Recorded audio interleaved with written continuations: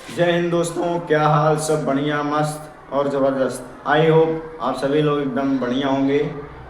ठीक, तो आइए इस सेशन में हम देखते हैं क्या क्या पढ़ना है। तो इस सेशन में हम पढ़ने वाले हैं रेखीय आवर्धन क्या है, उसके बाद अवतल दर्पण का रेखीय आवर्धन क्या है, फिर उसके बाद अवतल दर्पण का उपयोग क्या होता है उसको पढ़ेंगे, उसके बाद उत्तल दर्पण का उपयोग। ठीक, इसके आगे जो है हम अपवर्तनांक के बारे में पढ़ेंगे। ठीक, तो आइए जो है देखते हैं। सबसे पहला हमारा आ जाएगा रेखीय आवर्धन क्या है। तो रेखीय आवर्धन क्या है? गोलीय दर्पण के द्वारा बने प्रतिबिंब की लंबाई, गोलीय दर्पण के द्वारा जो प्रतिबिंब बन रहा है उसकी लंबाई और वस्तु की लंबाई के अनुपात को हम रेखीय आवर्धन कहेंगे। ठीक, इसे हम m से प्रदर्शित करते हैं। फिर उसके बाद यह लंबाइयों का अनुपात है, इसी कारण से इसका मात्रक नहीं होता है।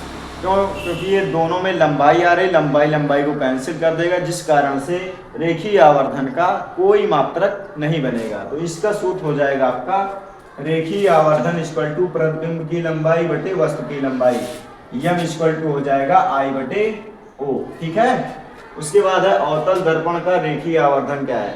तो अवतल दर्पण का जो रेखीय आवर्धन होता है वो एक हो जाएगा, एक से अधिक हो जाएगा या एक से कम हो जाएगा। लेकिन जब पूछेगा आपका अवतल दर्पण का आवर्धन, केवल आवर्धन जब पूछेगा तो अवतल दर्पण का जो आवर्धन होता है वो सदैव 1 होता है। क्या है? रेखीय अवतल दर्पण का रेखीय आवर्धन जो है एक से अधिक या एक से कम, एक हो सकता है या एक से अधिक या एक से कम, तीनों हो सकता है। जबकि अवतल दर्पण का आवर्धन जो है वो क्या रहेगा? सदैव एक रहेगा। उसके बाद आभासी प्रतिबिंब बनने की दशा में, जब आपका प्रतिबिंब आभासी बनेगा तब रेखीय आवर्धन जो है पॉजिटिव में होगा। जब आपका प्रतिबिंब जो है वास्तविक प्रतिबिंब बनने की दशा में जो है रेखीय आवर्धन कैसा हो जाएगा? माइनस में आएगा। ठीक है, इसके बाद जो है आपका है अवतल दर्पण का उपयोग। अवतल दर्पण का उपयोग जो है, सबसे पहला उपयोग है अवतल दर्पण का उपयोग डॉक्टर लोग नाक, कान, गले की आंतरिक जांच के लिए करते हैं। जो अवतल दर्पण होता है उसको जो है डॉक्टर लोग जो है लेते हैं, उसकी सहायता से जो है नाक के अंदर तक यानी आंतरिक जांच के लिए, नाक, कान, गला, इसकी आंतरिक जांच के लिए अवतल दर्पण का उपयोग करते हैं। उसके बाद दूसरा उपयोग है आपका रेल के इंजनों, मोटर कारों तथा सर्च लाइट के लैंपों में इसका उपयोग किया जाता है।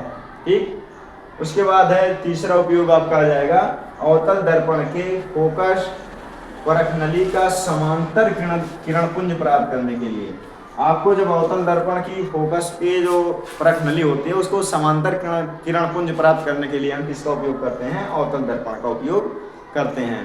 ठीक है, इसके बाद आपका आ जाता है चौथा उपयोग जो है अधिक फोकस दूरी तथा बड़े द्वारक के अवतल दर्पण का उपयोग दाढ़ी बनाने के काम में किया जाता है। जब अवतल दर्पण का द्वारक बड़ा होगा, बहुत बड़ा अवतल दर्पण होगा, तो उसका उपयोग जो है देखिए सैलून अलोन में लगे होते हैं, तो वो सब क्या है? उसका उपयोग जो है हम लोग करते हैं इसमें दाढ़ी बनाने में। ठीक, उसके बाद आपका आ जाएगा लास्ट जो है, उसके बाद है उत्तल दर्पण का उपयोग। उत्तल दर्पण का उपयोग सड़क पर लगे लैंपों में उत्तल दर्पण का उपयोग किया जाता है। जो सड़क पर देखते हैं लैंप लगे होते हैं बड़े बड़े, उसमें देखिए गोला गोला ऐसे करके लगा होता है, बाहर की तरफ उथला होता है और अंदर की तरफ धंसा होता है।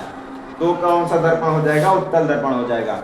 और आप देखेंगे बाइक में वैसे भी, चाहे जो गाड़ी हो उसमें देखिए चालक के साइड ग्लास, जो साइड ग्लास होते हैं उसमें कौन सा दर्पण लगा होता है? उत्तल दर्पण। चालक के सीट के बगल लगा ग्लास जो है उत्तल दर्पण का बना होता है। ठीक, इसके बाद इतना जो है आप इसको लिखिए, उसके बाद हम आगे जो है बताते हैं। हमारा अवतल दर्पण का उपयोग जो है हम देख लिए थे। अब इसके बाद देखते हैं हम संयुग्मी फोकस क्या है। तो संयुग्मी फोकस को देखिएगा कि उन दो बिंदुओं जिनमें से किसी एक बिंदु पर रखी वस्तु का प्रतिबिंब दूसरे बिंदु पर बनता है उसे हम संयुग्मी फोकस कहते हैं। जैसे देखिए इसमें लिखा, पहले एकदम ध्यान से इसको पढ़िएगा। उन दो बिंदुओं, कोई दो बिंदु है जिनमें से किसी एक बिंदु पर वस्तु को रखा गया है। कोई दो बिंदु है, ठीक, बिंदु ये है एक बिंदु ये है, इनमें से किसी एक बिंदु पर वस्तु को रख दिया गया है। ठीक, मान लीजिए वस्तु का नाम है ए बी। ठीक, कोई वस्तु रख दिया गया है। ठीक, उन दो बिंदुओं, ये दो बिंदु हो गए जिनमें से किसी एक बिंदु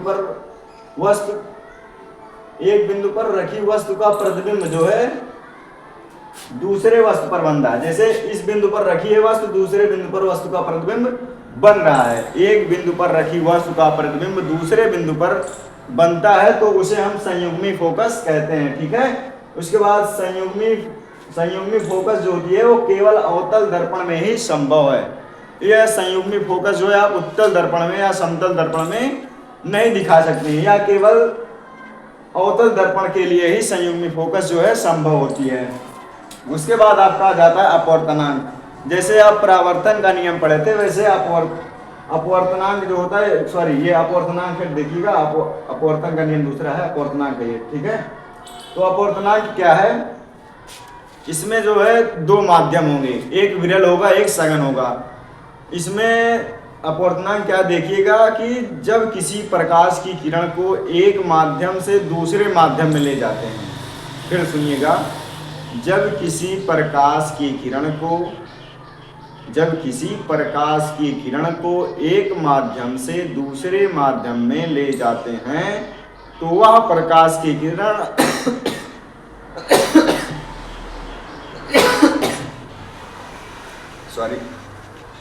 तो क्या है, जब प्रकाश की किरण एक माध्यम से दूसरे माध्यम में जाती है तो वह अपने मार्ग से विचलित हो जाती है। इसे ही हम अपवर्तनांक कहते हैं। ठीक है। तो इसमें दिखाया गया है प्रकाश के अपवर्तनांक को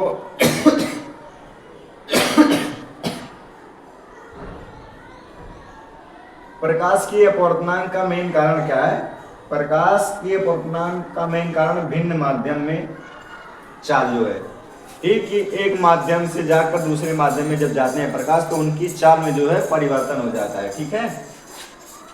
अब इसको देखिएगा, ये आपका सघन माध्यम है, ये आपका विरल माध्यम है। तो जब आप प्रकाश की किरण सघन माध्यम से विरल माध्यम में या विरल माध्यम से सघन माध्यम में जाएगी तो वह अभिलंब के ओर झुक जाएगी। जब प्रकाश की किरण विरल माध्यम से चलकर सघन माध्यम में आती है तो वह अभिलंब की ओर झुक जाती है। ठीक। लेकिन इसी का उल्टा, जब आप प्रकाश की किरण को सघन माध्यम से विरल माध्यम की ओर भेजते हैं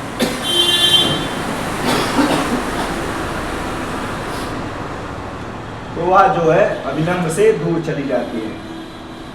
तो इसके बाद जो है अपवर्तन का नियम क्या है देखिएगा। अपवर्तन का पहला नियम जैसे परावर्तन का पहला नियम था वैसे अपवर्तन का भी पहला नियम है कि आपतित किरण, परावर्तित किरण एवं अभिलंब तीनों एक ही तल में होने चाहिए। क्या है, आपतित किरण, अपवर्तित किरण एवं अभिलंब तीनों एक ही तल में होने चाहिए।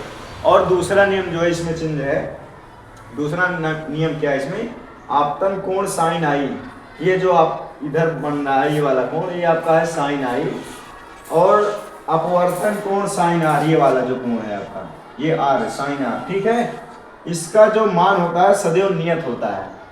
तो ये दिया गया आपका साइन आई बटे साइन आर इक्वल टू क्या हो जाएगा आपका,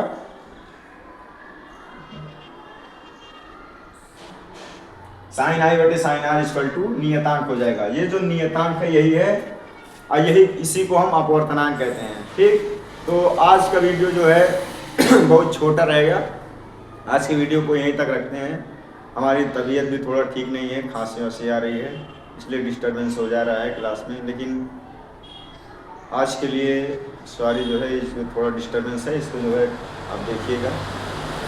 ठीक है। धन्यवाद।